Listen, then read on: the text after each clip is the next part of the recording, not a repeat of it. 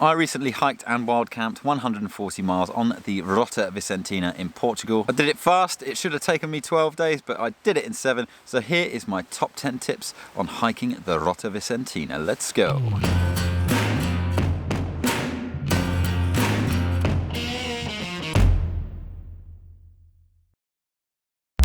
Hello fellow hiker and world traveller, Russ here, bringing you the best tips and inspiration for hiking around the world. The Rota Vicentina is a network of trails around the southwest coast of Portugal. I actually hiked 160 miles of it, but I only recorded in my series 140 miles, and then I did the final 20 miles from the lighthouse of São Vicente down to Lagos. So yeah, basically 140 miles is what I did, but it took me 7 days to do 160. I started in Santiago do Cacém, and then I walked down the historical way, and then I joined the fisherman's trail from Portugal, hiked all the way down, and then joined the historical way again, and then back on the fisherman's trail, ending up at the lighthouse. So it was a really good through hike, and basically one of the most varied and wonderful hikes I've ever done. It was fantastic. There is definitely plenty to learn, and a lot of things that I learned on the trail after my experience, and a lot of things that I wished I had known before I went. So here's the 10 things that I think fall into that. Okay, so tip number 1, wild camp only along the coast. So wild camping is illegal in Portugal. How illegal? I don't know, but I've been told by the locals, I've been told that if you're hiking in the high season, which is obviously the summer when the schools are out and all the kids are on summer holidays, it's very likely that you're going to get stopped and fined, and I think the fine is somewhere between 200 to 250 euros. But I was hiking in the off season in December. The trail was very, very quiet. There was nobody out there on their holidays, very few people, and if there were any, they were in the towns and everything, and on the beaches near those, which I didn't camp too near to anyway. So the locals that I met out there told me that the main reason why it's illegal is to stop really huge groups of caravanners and big groups of campers camping on the beach and making a mess. But if you're on your own, just like me, and you're leaving no trace, then it shouldn't really be an issue. Just make sure that you camp at dusk and pack up before sunrise, and leave no trace, and you should be absolutely fine. I say camp only along the coast because it's probably the most wild sections of the trail. Anywhere else inland, it's all agricultural land, and it's probably the most likely place that you're going to get stopped, asked to move on and fined. So you can do it. I took the risk, but wild camp on the RV at your own risk. Tip number 2, average a good 22 miles a day. For me, I really wanted to do this trail quickly. I'm about to do the PCT starting at the end of March, and I know I'm capable of 30 miles a day, but I wanted to do a nice long trek before for some training. So 22 miles a day, it was a good way to complete the trail in 7 days. So yeah, good mileage. It helped me get the trail legs kind of trained up a little bit more. It was quite easy to do as well because the RV isn't too hilly either. Tip number 3, and that is to only bring food for breakfast and dinner.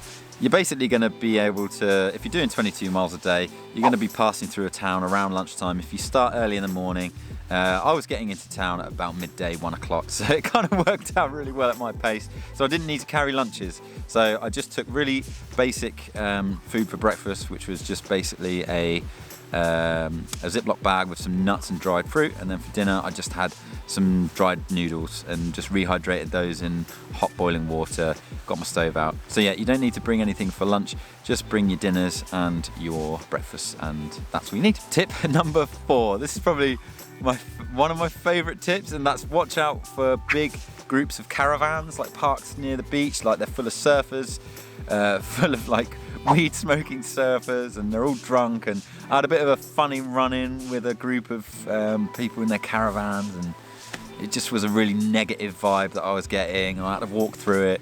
If you can, try and avoid it. If you have to walk through a big bunch of caravans that are parked up, just keep walking. You don't need to interact with them. They mind their own business. But I was foolish, and they called me over offering me a drink, and I went over and just had the weirdest conversation, and I was like, I'm getting out of here. But yeah, just be mindful of that. They are out there, and most of the time they don't want anything to do with you. You know, just mind your own business kind of thing, and keep walking. Tip number 5, and this is probably for the RV the most important tip that I can give you, and that is to wear trail runners instead of boots, but wear ankle gaiters for the trail runners, because 90% of the trail is on sand, and even though you're not on the beaches all the time, the trail on the Fisherman's Trail is just sand. Like, it's just a sand path. So it's going to slow you down, but what will slow you down even more is if you get blisters from the sand getting in your shoes, and if you have to keep stopping to take the sand out. So yeah, wear gaiters with trail runners. Don't wear boots, just lightweight, breathable footwear. And that's the advice on that. Tip number 6, and that is use the official map. Don't go by what's in the common guidebook that's out there on Amazon, because that's what I did, and it wasn't actually a complete version of the trail. It's about out of date by about 4 years. So get the map. I'll put a link in the description to buy it. Here's what it looks like. It's quite a big, hefty map because there's a lot of the trail to go through.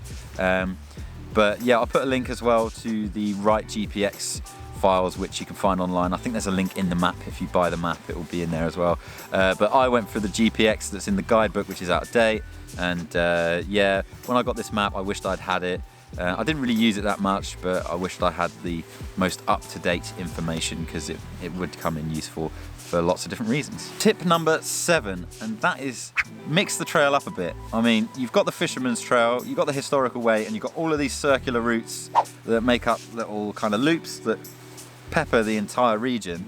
Don't feel like you have to stick to one of them. I started on the historical way, dipped into the Fisherman's Trail for most of it, dipped back out, went back on the historical way.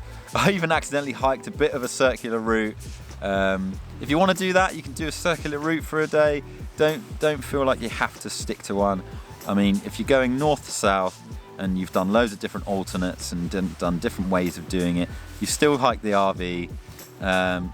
I think being a purist, if you were going to be a purist hiking the RV, you'd do every single track and every single trail out there. But if you're just going north to south or south to north, you know, don't worry too much. Just enjoy it and hike whichever sections you want to hike. Okay, so tip number 8, and that is hike into the night and get up really early before sunrise. So I did the trail in December, so the days were super short.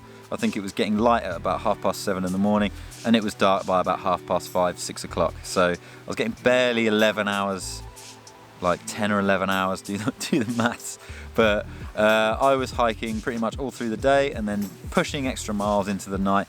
And yeah, like, so you could say that I was missing some of the trail because I was hiking at night. But I'll tell you what, hiking the RV along the Fisherman Trail at night when the stars are out, the moon's lighting most of the way, and you just get the most impeccable views, really clear skies. You can see so many stars.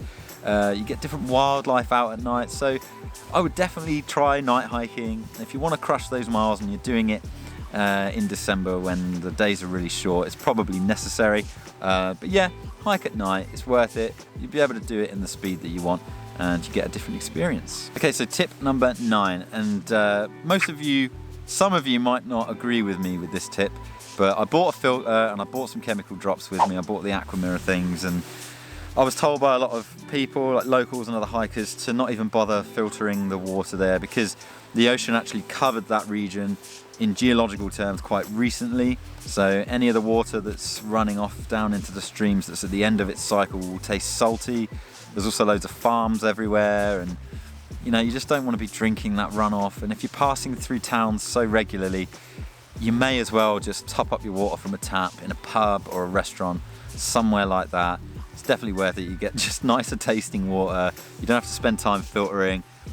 By all means, if you want to do that, and feel free to, but do you know what? If I was to do the whole thing again, I probably wouldn't bother filtering, bringing a filtration system or any treatment, and I'd just fill up in the towns, but it's entirely up to you. And last but not least, another really important one, and that's tip number 10, and that is to learn some Portuguese. I did the silly thing and learned Brazilian Portuguese instead of European Portuguese. And they'll understand you, but people will just laugh at you because they know you're not speaking proper Portuguese. But it's definitely worth it. In the more rural areas on the historical way, few people can speak English. So if you know how to order things, you know your numbers, know your greetings, know your times of day, know how to say your name and all of that, you'll get along a lot better, and people will be more inclined to serve you, help you, and assist you in any way. So definitely learn some Portuguese. If you're on the coast doing the fisherman's trail mainly, the people that you're going to interact with are those in the restaurants in the towns, and they're mainly holiday locations, so it's kind of, there'll be more people able to speak English for you. But even still, wherever I travel to, I do try to learn some of the language to get by, because I just think it's a good cultural thing to do. Okay, so that's all of my top 10 tips for the Rota Vicentina. If you have any more questions, or if there's anything that I didn't cover in this video, do feel free to go down into the comments section and put your questions there. I'll be more than happy to get back to you. Campfire question: have you hiked the RV before, and are there any tips that I've missed out that you think are really important? Also put those in the comments section just below this video, because the trail hunter community would love to hear from you. It's getting dark now, so I'm going to stop shooting videos, but thanks for watching. Thumbs if you liked it, subs if you loved it, and I'll see you in the next video.